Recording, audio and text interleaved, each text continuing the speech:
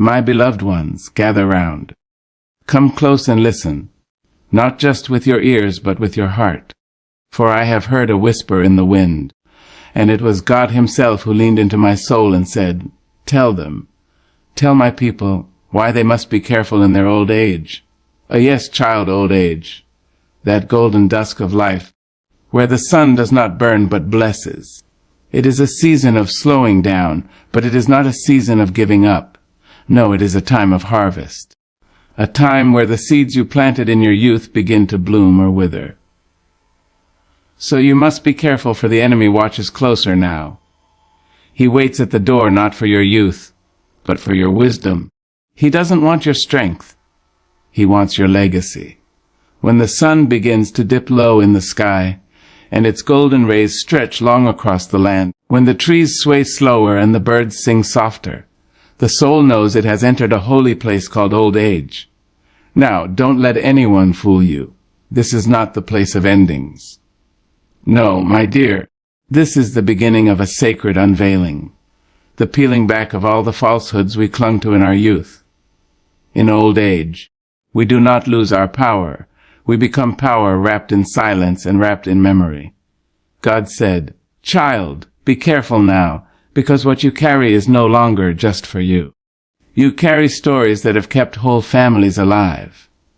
You carry lessons that could turn a stranger into a survivor. You carry prayers that were whispered in the dark and now echo in the light. That's right, beloved. You carry legacy in your very bones.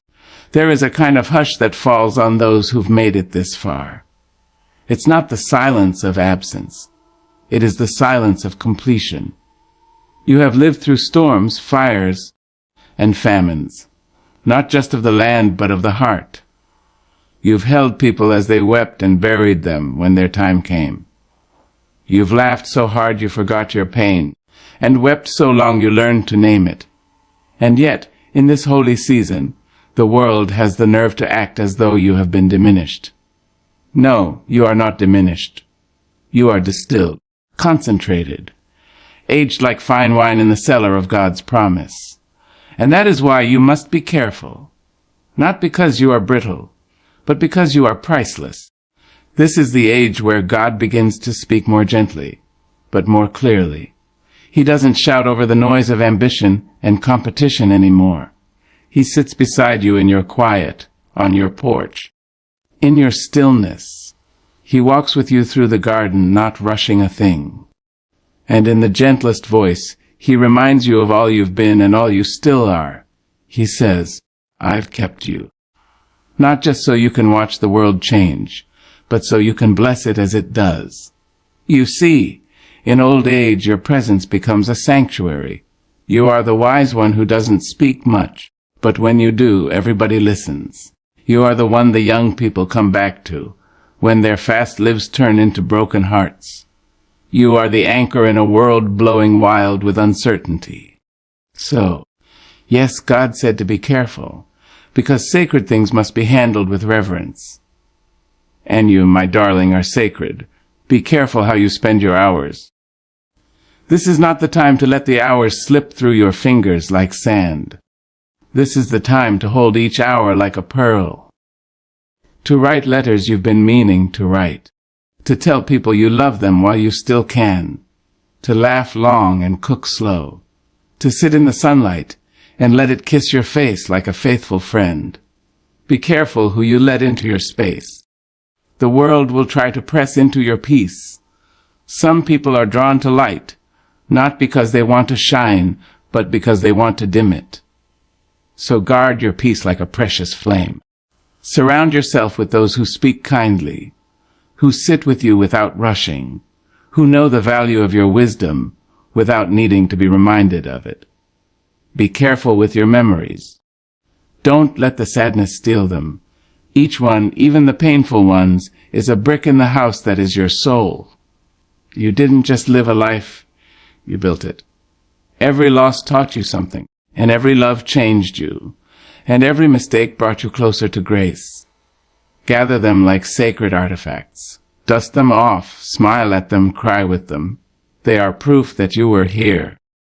that you are here, that you mattered and still do. Be careful with your body. Yes, it may groan a little more than it used to. The knees ache and the hands don't move like they once did. But oh, what those hands have held!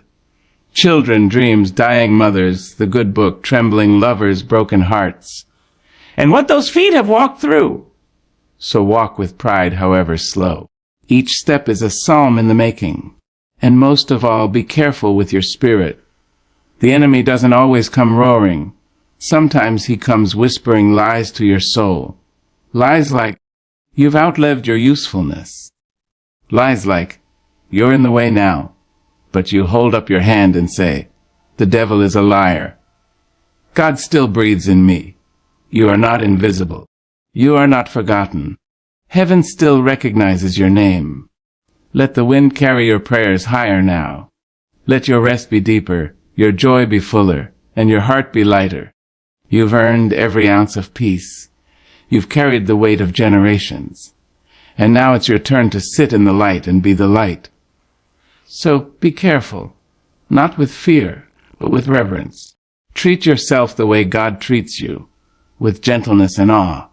Walk through this season with dignity, knowing that your story is not over. God still has pages left to turn.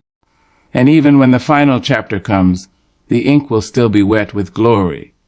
Child, you are not at the end. You are at the height. And the view from here, it's divine. There comes a time in every seasoned soul's life when the face in the mirror bears witness to years, both kind and cruel.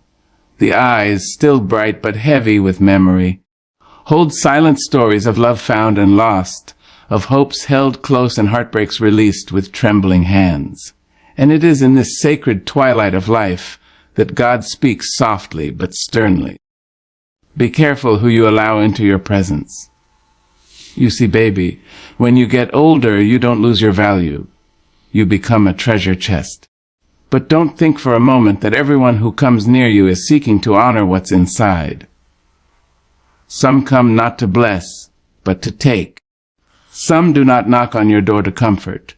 They come to control, to pick the lock of your trust, to slip into your stillness and rearrange the sacred furniture of your peace. Let me tell you, age does not make you invisible. It makes you magnetic. It draws all manner of people to your light. Some will come like angels, wrapping you in gentleness, warming you with laughter, reminding you that joy doesn't have an expiration date. But others will come cloaked in concern, pretending to care while calculating what they might gain. They'll speak with soft voices but have sharp motives. So listen with your spirit, not just your ears. God said, pay attention not to how they enter, but how they make you feel. Does their presence bring rest, or does it bring confusion? Do they make your soul breathe easier, or does something in you tighten when they draw near? Don't ignore that feeling. It's the Spirit whispering.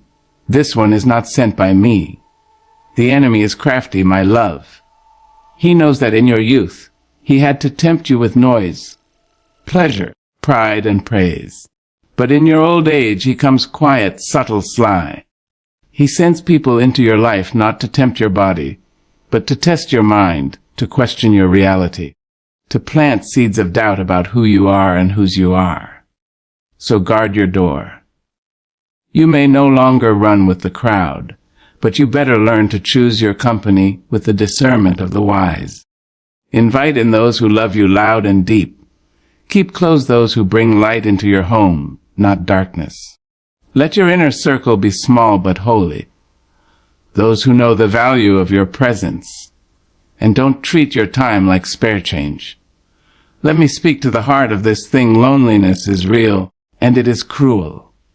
It tiptoes into your room and lays beside you, not saying a word but weighing down your bones. And in that vulnerable hour, the wrong people look right. The ones who offer quick companionship, who promise to take care of you, may not mean your soul well. God said, don't let loneliness make you careless. It is better to be alone with God than surrounded by people who drain your joy and manipulate your peace. People will come into your life with plans you didn't make, with advice you didn't ask for, and with intentions that smell sweet but rot at the root. Be wise, darling. Ask God before you open the door. Ask God before you sign the paper. Ask God before you say yes, just to feel needed. You have nothing left to prove. You've done your work. Now is the time to protect what God has planted in you. You are not a project. You are not a burden. You are not a forgotten tree bearing dying fruit. You are the last bloom of summer. You are the echo of every prayer your mother prayed. You are the answered cries of generations. And no one has the right to diminish you. Now let me say this gently. Because the truth comes heavy when it's wrapped in love, sometimes the people you need to be careful of are the ones you raised. Yes, I said it. Your own kin, your own blood. Just because they came from your womb or walked beside you through decades, doesn't mean they've come into this season with honor. Some of them will see your slowing steps as weakness. Some will mistake your silence for surrender. But I'm here to remind you, you are still God's beloved, still His vessel, and He has His eye on every single soul who tries to take what's not theirs. Speak up, even if your voice trembles. Set boundaries, even if you feel guilty. This is your season of peace, not pressure. You are not here to be everybody's emergency exit or emotional storage. You are here to live softly, intentionally, freely. To give when you choose, not when you are coerced. To love from abundance, not from depletion. And when the right ones come, because yes, beloved, they will come, you'll feel it. The peace will be unmistakable. They'll sit with you and not need to fill the silence. They'll bring laughter that doesn't sting and conversations that uplift your spirit. They'll serve you without expectation, honor you without flattery, and love you without condition. These are the ones sent by God to walk with you in your golden hour. So be careful, yes. Not because you are fragile, but because you are precious. You have nothing to prove, but everything to preserve. Your wisdom is gold. Your heart is a wellspring. Your presence is a prayer. Don't you give that away to anyone who has not been tested by fire and approved by God. You are in a sacred season, and God, who has been with you from the cradle to the cane, is still guiding your every step. Trust Him, beloved.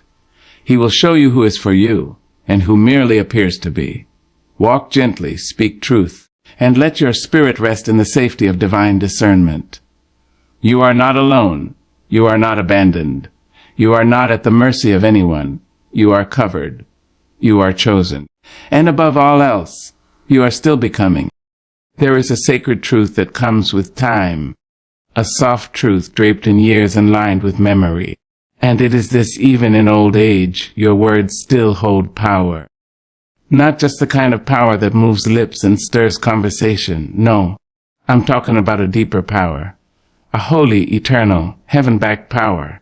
The kind of power that builds or breaks, that lifts or levels, that breathes life or seals silence. You see, my dear, when you were young, your words were like the wind, restless, rushing, rarely still. You spoke to be heard, to be seen, to be counted. And that's all right. That's what the young must do. They must stretch their voices across the sky. But now that your hair has turned silver and your walk has slowed, now that your nights are longer and your mornings quieter, your words have settled into their true weight. You may speak less, but oh, when you do, it echoes. Don't you let this world, with its noise and its speed, make you think you've grown irrelevant. Don't let those too busy to listen convince you your voice no longer matters. Because God said, even now, even here, your mouth is still a vessel for my power. And if God said it, child, it's already done. You speak and heaven leans in. You whisper a prayer and angels take flight. You murmur a blessing over your grandchild, and it follows them like a shadow, even when they don't know it. You call on the name of Jesus in your sleep, and it shakes the walls of the enemy.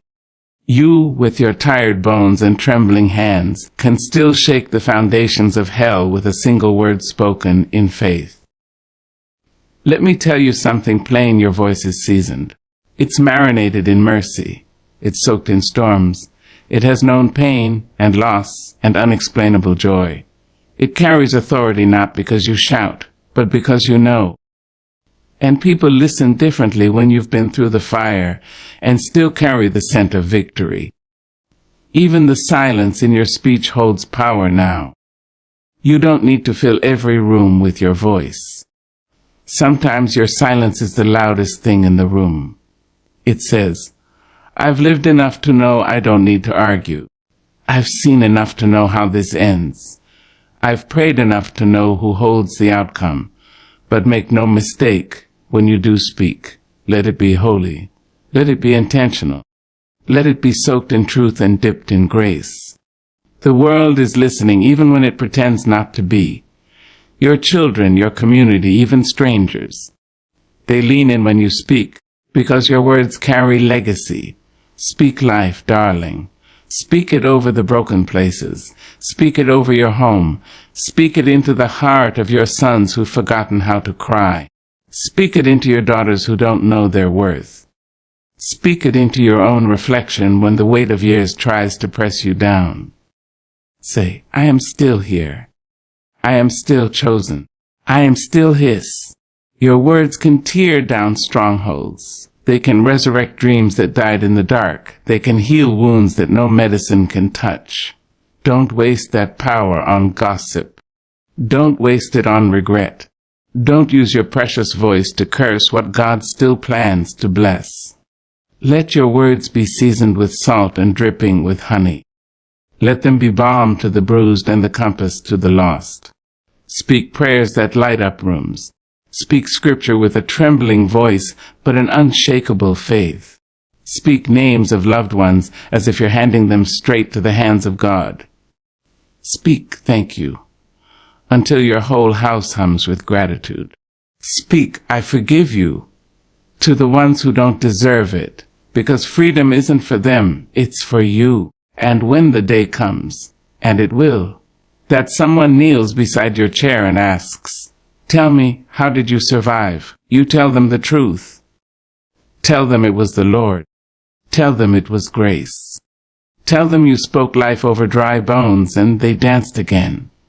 Tell them you called on the name of Jesus and He showed up every time. Tell them your words weren't perfect, but they were faithful. You see, what you say in this season plants seeds in soil you may never touch. Your words now reach into generations yet unborn. A prayer whispered today might be the reason your great-grandchild finds salvation 50 years from now. So don't hold back. Don't shrink. Don't silence yourself to make others comfortable. You earned the right to speak with power. You earned the right to be heard with reverence. Now let me lean close and say this in loving be mindful. Because your words are power. Yes, but power misuse can wound. Even in old age, you can cut someone down with a sharp tongue. But you can also lift someone up with a kind one. Choose wisely. Speak not from pain, but from purpose. Not from bitterness, but from healing. There is someone right now, somewhere in your orbit, who needs to hear you say, "You're going to be all right." Someone needs to hear, "A God still loves you." Someone needs to hear, "I've been there too and I made it." And maybe, just maybe, you need to hear those words spoken back to you. Speak them, child. Speak them loud and soft in prayer and conversation with tears and laughter. Let your words build bridges across broken places. Let your words be the light someone follows home.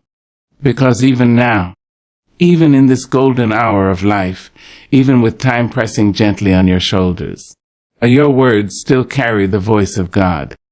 There comes a time in life, so twilight, when the soul begins to turn inward. Not in fear, not in weakness, but in deep reflection.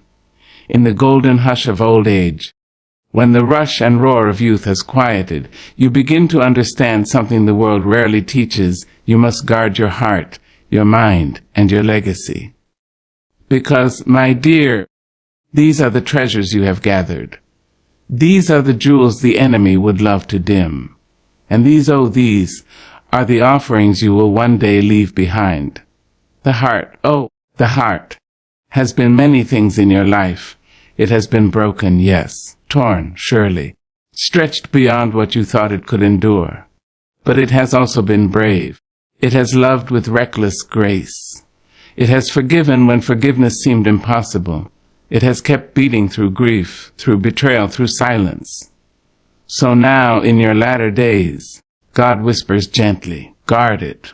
Guard it not because it is weak, but because it is pure. It has been refined by time and tears. It no longer needs to run after validation. It does not beat for applause. It beats in rhythm with the Creator now. And because of that, the world will come knocking, trying to pull your heart in a dozen directions, trying to stir up past hurts, old regrets, old lovers, and old lies. Don't let them in. You have earned your peace. You have walked through the fire and came out not just alive, but anointed. Your heart has become holy ground, and not just anyone should be allowed to dance on it. Be mindful of what you entertain in this sacred season. Not every memory deserves revisiting. Not every sorrow deserves revival. Your heart is not a museum for pain. It is a sanctuary of grace. And oh, how tender the mind becomes in age. How many rooms it holds! Some dusty with forgotten dreams, some glowing with laughter from long ago.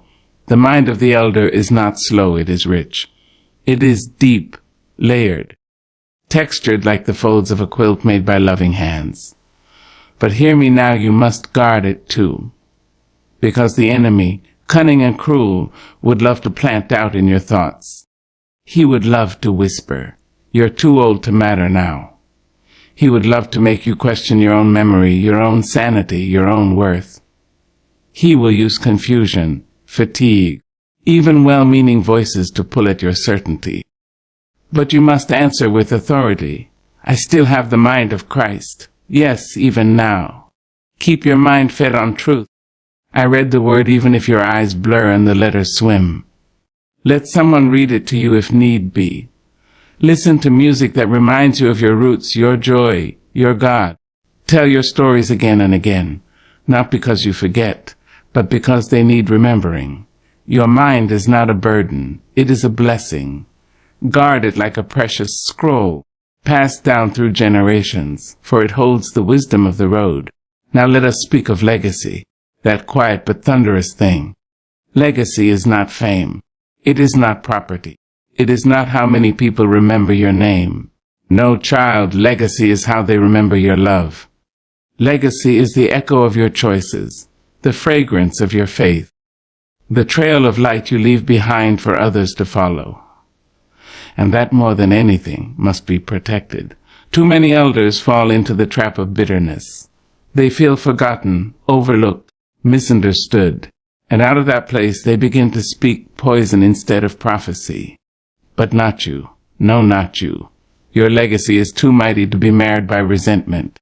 You didn't come this far to turn your testimony into a complaint. Your legacy is every meal you cooked in love, every prayer you whispered into a dark night, every child you hugged close when the world felt too big, every boundary you set when no one else had the courage. It is in the way you forgive, the way you rise, the way you keep loving, keep hoping, keep believing. Even now, God has placed a divine responsibility on your shoulders. He said, "I've brought you through, not just for your sake, but so others may know the path." That is legacy. So be careful what you pass down. Don't pass down fear. Don't pass down hatred. Don't pass down broken beliefs that chain your family to pain. Instead, pass down freedom. Pass down faith. Pass down the sound of your voice calling on the name of the Lord. If you've made mistakes, and who among us hasn't them, speak on them.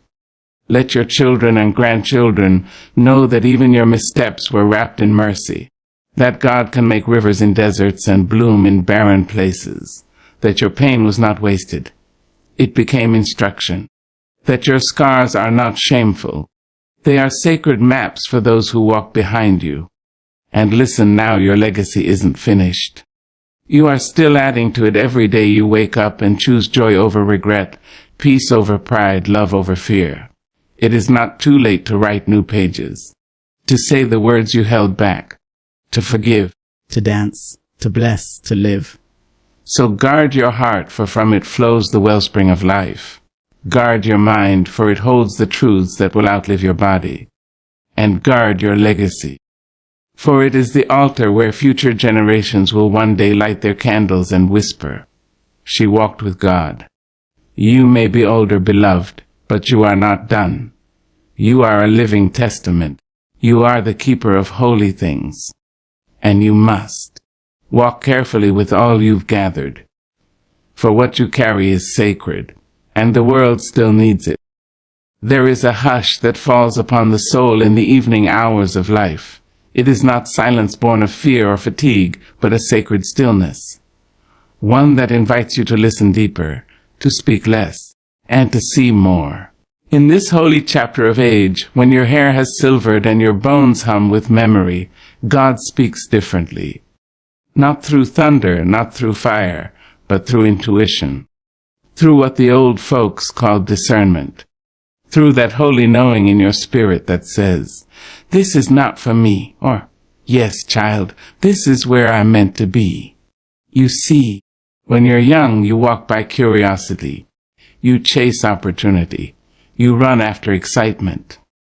But when you've lived long enough, when you've been both the seeker and the sufferer, the teacher and the student, you begin to walk by something deeper. You begin to walk by wisdom, and wisdom, my dear, is the child of discernment. God said, "I have placed within you a compass." It is not man-made. It is not taught in school. It is not shaped by opinion or popular vote. It is divine. It is the Holy Spirit whispering through your bones, and that whisper will save your life if you listen. Too many precious elders silence their discernment to keep the peace. They override their instincts to avoid offense. They feel the warning signs in their spirit, the tightness in the chest, the heaviness in the room, the sudden chill in their joy. But they smile and say, "It's probably nothing." But baby, let me tell you, it is everything. That small nudge, that inner alarm, that quiet voice saying, "Something ain't right." That is God trying to protect you without shouting. In old age, discernment becomes your fiercest guard. Not because the world stops being dangerous, but because you no longer have time to entertain confusion. You can't afford to welcome trouble dressed in kindness. You don't have the energy to decipher masks and motives. You must know, and know quickly, who is for you and who is simply near you. So you must learn to trust your inner stillness. That holy hush that falls over you when you walk into a room and feel something is off. That pause before you say yes to something that doesn't sit right. That hesitation when someone asks for more than you're comfortable giving. Don't push past it. That is God's mercy. That is your spirit remembering things your mind has forgotten. Discernment is not paranoia. It is preservation. It will tell you when to open your door and when to lock it, when to speak and when to keep silent, when to hold on and when to let go. It is your spiritual eyesight in a world full of illusions. It is your protection when your body slows and your reach shortens. God sharpened your discernment with every betrayal you survived, every loss you endured, every prayer you prayed when no one else saw your tears. But child, discernment is only useful if you honor it. Don't second-guess your spirit because someone questions your decision. Don't let sweet words cloud your sacred wisdom. If something doesn't feel right, that's enough. You don't owe anyone an explanation for protecting your peace. You have earned the right to say, "No thank you," without guilt. You have earned the right to walk away without proving your reason. You have earned the right to trust your knowing. Now hear me well, discernment is not just for danger. It's also for direction. It's how God leads you to the right people, the right prayers, the right places. Sometimes you'll meet someone and your spirit will light up before a word is spoken. You'll feel a peace so full, it makes you weep. That's discernment too. That's the Spirit saying, this one is safe. This one is sent. Pay attention to that joy just as much as the warning. Pay attention to the glow as well as the gloom. And let me tell you, there is discernment in knowing when to rest. Yes, you heard me. When to rest your body. When to rest your thoughts. When to rest from worry, from people, from plans. There is holiness in stepping back and saying, I don't need to fix this. God's got it. That is discernment too. Knowing when to fight and when to fold your hands in surrender. In this season, God is not asking you to work harder. He is asking you to listen better, to trust what He's placed inside you, to follow the gentle pull of His Spirit instead of the pressure of others. You don't have to run anymore. You just have to recognize. Recognize the peace. Recognize the warning. Recognize the presence of God even in the smallest things. The cup of tea that soothes you. The neighbor who prays for you without being asked. The song that stirs your soul. The scripture that feels like it was written just for you. All of this is discernment in action. You are not foolish. You are not slow. You are not paranoid. You are tuned into the frequency of the divine, and that, child, is the gift of aging, the gift of deep knowing, the ability to see past words and straight into motives, the ability to sense when something is off before it touches your peace, the ability to hear the whisper of God even when the world is screaming. So don't dismiss your discernment. Don't dull your senses to make others feel comfortable. Walk boldly in your knowing. Say yes when your spirit leaps, and say no when it grows still. You have walked too long in darkness to now ignore the light within you.